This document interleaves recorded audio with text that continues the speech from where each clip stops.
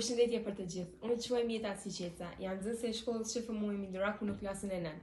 Javën e kaluar kam intervistuar mësimdhënësen dhe po ashtu koordinatorin e shkollës Sofia Zakir Ajtani, kurse sot kam kënaqësinë që ta intervistoj një nxënës të shkollës sonë, nxënësin Dasar Shala, i cili përveç se është i dalluar në mësime, gjithashtu dallohet edhe me sjelljen që e ka.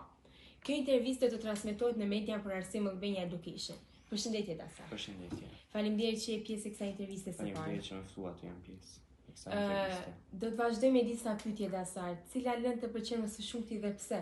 Nuk do mund të gjitha vetëm një lëndë që më pëlqen më së shumti, por në përgjithësi lëndë që më pëlqen më së shumti janë lëndët shkencore, për shkak se informacionet që jepen ato janë informacione fikse të cilat nuk ndryshojnë. Pra, je një nxënës që të tërhiqin më shumë lëndet shkencore. A ka ndonjë mësimdhënës apo moment në shkollë që të ka lënë brisë të veçanta, apo ndonjë moment që nuk e ke haruar? Të gjitha momentet në shkollë kanë qenë momente të veçanta, por momentet më të veçanta kanë qenë momentet të cilat gjatë programeve shkollore dhe kuizeve të diturisë. Pra kur ke marrë pjesë në ato aktivitete, ke ndikë kënaqësi të madhe. Në çfarë aktivitetesh ose klube shkollore merr pjesë dhe çka të pëlqen te këto klube që ke dëshirë të marrësh pjesë? Unë marr pjesë në shumë aktivitete dhe klube shkollore, jam nënkryetari i këshillit të nxënësve dhe po ashtu marr pjesë në klubin e biologjisë, ku jam një nga kryetarët e këtij klubi. Po ashtu marr pjesë në klubin e ekologës dhe në klubin e inteligjencës artificiale. Gjëja që më pëlqen më së shumti te këto klube dhe aktivitete janë mundësia për bashkëpunim me nxënësve të tjerë. Faleminderit.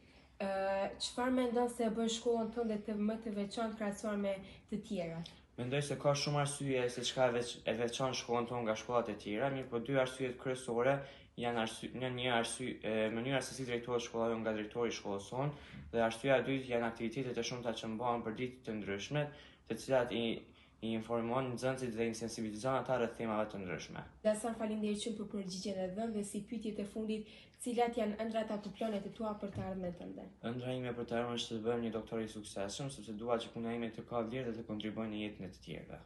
Shpresojmë që do të bësh një mjek i suksesshëm.